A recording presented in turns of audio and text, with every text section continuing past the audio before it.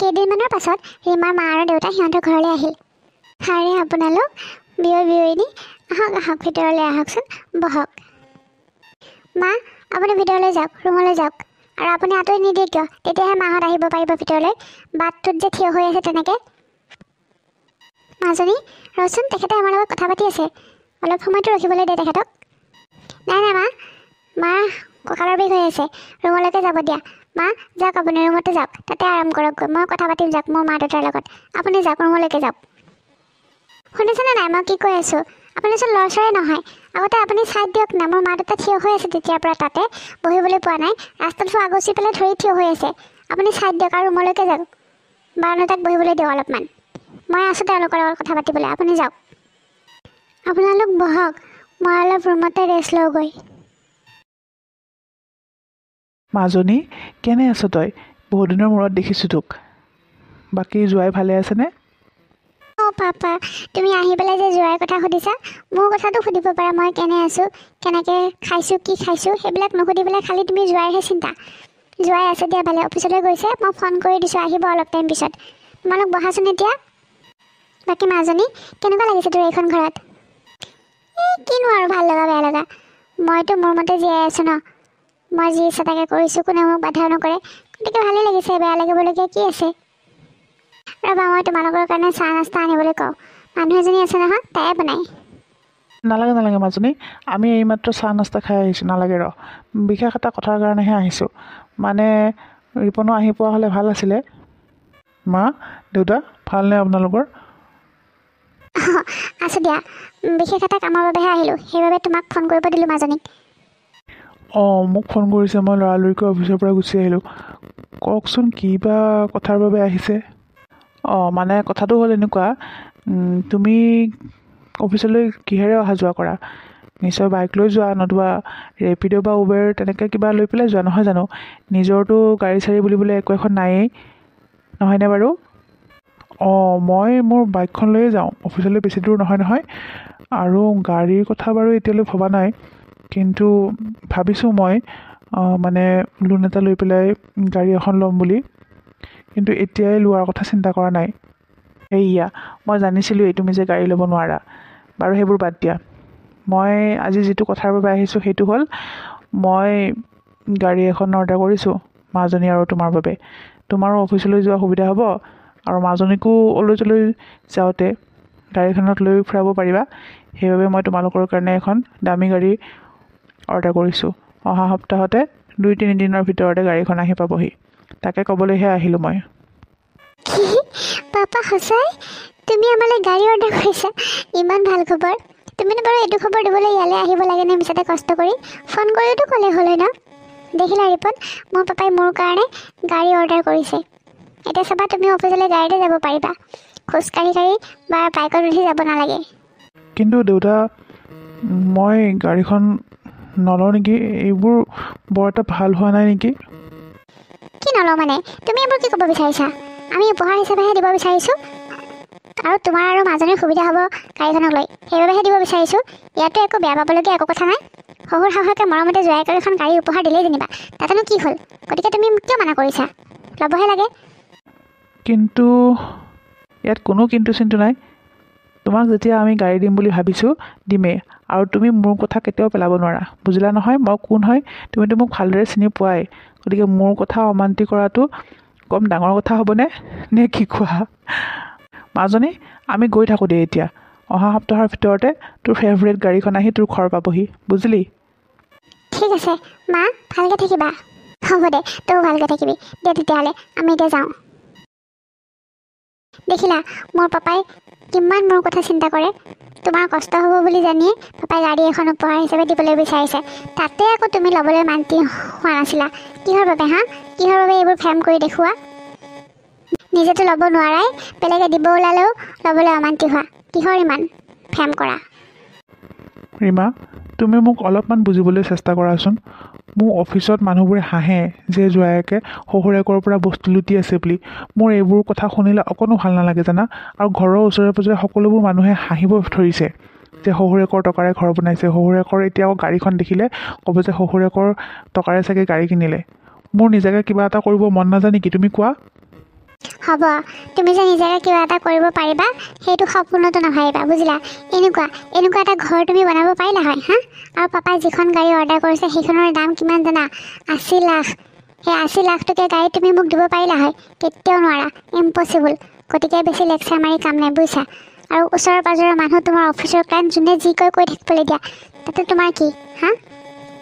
নাই, তোমাক এইবোৰ কথা কৈ লাভ নাই। তুমি ক'ত বুজিবা? থাকা, মোৰ অফিচত কাম আছে।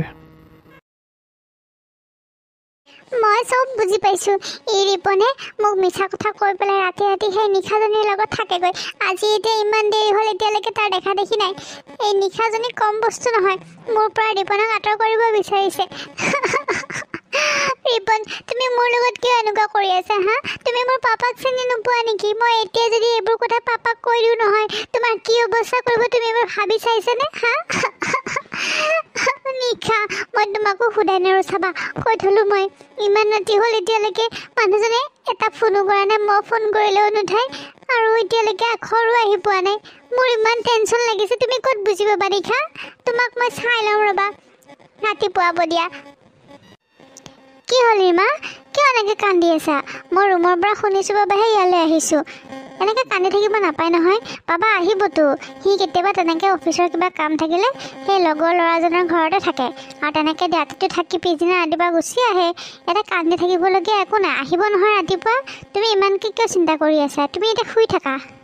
আপুনি বুজা নাই মা, মই কিহৰ বাবে কান্দিছোঁ? মই কান্দিছোঁ সেই নিশাজনীৰ বাবে। তাই মোৰ পৰা ৰিপনক কাঢ়ি লৈ যাব বিচাৰিছে।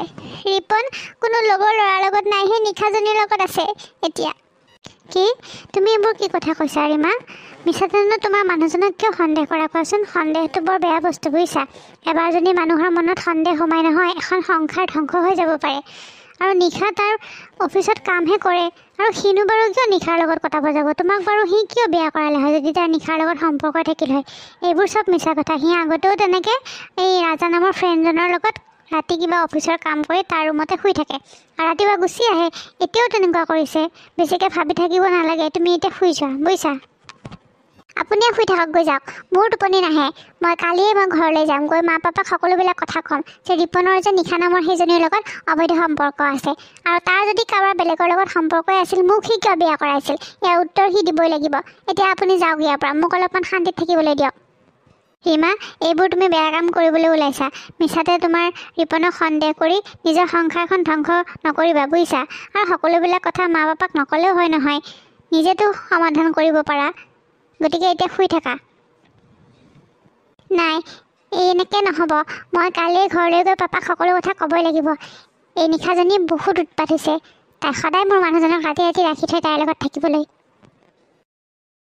মা, পাপা, তোমালোকে মোক কি ল'ৰালৈ বিয়া দিলা হা? কোৱাচোন। সি সদায় সেই নিশা নামৰ তাৰ অফিচত কাম কৰা ছোৱালীজনীৰ লগত ৰাতি থাকিবলৈ যায়, আৰু মই গোটেই ৰাতিটো অকলে থাকিব লাগে। মাক ফোন কৰিলেও ফোন নকৰে। এতিয়া চোৱা না, যোৱাকালি ৰাতিটো মই অকলে আছোঁ ৰুমত। সি মোৰ ফোনটো উঠোৱা নাই, আৰু নিজেও ফোন কৰা নাই। ঘৰলৈ অহাটোতো দূৰৰে কথা, সেই নিশাজনীয়ে তাক ফোন কৰি মাতিলে সি দৌৰে। পাপা, কোৱা না, মই এতিয়া কি কৰোঁ? মই ৰিপনৰ অবিহনে জীয়াই থাকিব নোৱাৰোঁ পাপা। ৰিপনে এনেকুৱা এটা কাম কৰিবলৈ ক'ত সাহস পালে হা? মই তাক ইমান ভাল ল'ৰা বুলি ভাবিছিলোঁ, কিন্তু এতিয়া সি ইমান বেয়ালৈ নামিছে। সি মোৰ ছোৱালীজনীক কষ্ট দিবলৈ ক'ত সাহস পালে? তই নাকান্দিবি মাজনী, বুজিছ? মই তোৰ চকুত চকু পানী দেখিলে মোৰ অন্তৰখনে হাহাকাৰ কৰি উঠে। তই নাকান্দিবি। হেৰা, শুনিছা? তাইক অলপমান বহাই শান্ত কৰি ৰাখা। মই চাই আছোঁ। আজি ৰিপনক মই সোধাই নৰো, সি আহক, কেতিয়া আহে। মাজনী, এনেকৈ মিছাতে সন্দেহ নকৰিবিচোন। ৰিপনটো মই জানো তেনেকুৱা বেয়া ল'ৰা নহয়। হয়, সি দুখীয়া, কিন্তু তাৰতো চৰিত্ৰ এনেকুৱা দুখ থাকিলে তোকতো বিয়া নকৰালে হয় ন সি? গতিকে মাজনী, অকণমান ভাবি চিন্তি কথাবোৰ ক'বিচোন। আৰু আপুনিও তাইৰ কথাতনো কিয় সমৰ্থন কৰিছে? অলপতো ভাবি চিন্তি কথাবোৰ কওক। মা, তুমিওতো আগতে পাপাক সন্দেহ কৰিছিলা। পাপা যেতিয়া অফিচৰ পৰা ঘৰলৈ ৰাতি দেৰিকৈ আহে, তেতিয়া তুমিওতো সন্দেহ কৰি থাকা। পাপাকতো বকি থাকিছিলা, কান্দি থাকিছিলা কাৰোবাৰ লগত সম্পৰ্ক আছে বুলি। এতিয়া তুমি মোক আকৌ কিয় বুজাব আহিছা? মই জানো ৰিপনৰ সেই নিশাজনীৰ লগত সম্পৰ্ক আছে বুলি। পাপা, কিবা এটা কৰা পাপা। কি? তুমিও মানে এইবিলাক কাম কৰিছিলা হা? অঁ, সেইটো স্বাভাৱিক কথা। ৰাতি ঘৰলৈ দেৰিকৈ আহিলে মানুহৰ সন্দেহ হয়েই। তেতিয়াহ'লে এতিয়া আকৌ তুমি মোক কি বুজাবলৈ আহিছা? চা মাজনী, মই থাকোঁতে তই চিন্তা কৰিব নালাগে, বুজিছ? আগতে ৰিপনক আহিটো ল'বলৈ দে। সেয়া ৰিপন আহিছে। আহা জোৱাই, আহা। ৰীমা, তুমি ঘপককৈ ঘৰলৈ কিয় গুচি আহিলা? মোক মায়ে ফোন কৰি কোৱাৰ বাবেহে মই ডাইৰেক্ট ইয়ালৈ আহিছোঁ। ব'লা ঘৰলৈ যাওঁ। ৰ'বা, তাইক ঘৰলৈ নিয়াৰ আগতে তুমি মোৰ কেইটামান প্ৰশ্নৰ উত্তৰ দি লোৱা। তাৰপিছত তাইক ঘৰলৈ লৈ যাবা। যোৱাকালি ৰাতি তুমি কাৰ লগত আছিলা হা? আৰু তোমাৰ সেই অফিচৰ কোন হয়? সেইজনী নিশা নে কোন? তাইৰ লগত ৰাতি শুবলৈ গৈছিলা তুমি হা? লাজ নোপোৱা তুমি নিজৰ পত্নী থকাৰ পিছতো বেলেগৰ তিৰোতাৰ লগত ৰাতি থাকিবলৈ যাবলৈ? মোৰ ছোৱালীজনীক তুমি এনেকৈ কষ্ট দিলে মই কিন্তু তোমাক শুদাই নেৰোঁ, বুজিছা? দেউতা, এইবোৰ আপুনি কি কথা কৈছে? মই কাৰো লগত ৰাতি থাকিবলৈ যোৱা নাছিলোঁ দেউতা। মই আছিলোঁ মোৰ ফ্ৰেণ্ড ৰাজাৰ লগত। আমাৰ অফিচৰ কিবা অলপ কাম আছিলে, সেইবাবে ৰাতি তাৰ ৰুমতে কৰি অহা দেৰি হ'ল বাবে মই তাতে থাকি দিলোঁ। আৰু হয়, মই বাৰু ৰীমাক ফোন কৰিব লাগিছিলে, কিন্তু কামৰ ব্যস্ততাৰ বাবে মই তাইক ফোন কৰিবলৈ পাহৰি থাকিলোঁ আৰু সেইবাবে মই ৰাতিটো নাহিলোঁ। কিন্তু এতিয়া সেই কথাটোৰ বাবে যে মোক ইমান ডাঙৰ এটা অপবাদ দিছে, চি ৰীমা, তোমাক সঁচাই দেই মই মানি গৈছোঁ, কিন্তু তুমি ইমান ডাঙৰ এটা কথা ক'ব পাৰিলা? দেউতা, মোক বিশ্বাস কৰক, মই কোনো নিশাৰ লগত নাছিলোঁ। মই আছিলোঁ মোৰ ফ্ৰেণ্ড ৰাজাৰ লগত। তাৰ লগত মই মোৰ অফিচৰ কাম কৰি আছিলোঁ। মা, প্লিজ আপুনি মোকতো বিশ্বাস কৰক, মই তেনেকুৱা ল'ৰা নহয়। মই বাৰু বেলেগৰ লগত সম্পৰ্ক থাকিলে ৰীমাক কিয় বিয়া কৰালোঁ হয় আপোনালোকে কওকচোন? মোক ৰীমাই মিছাতে সন্দেহ কৰে।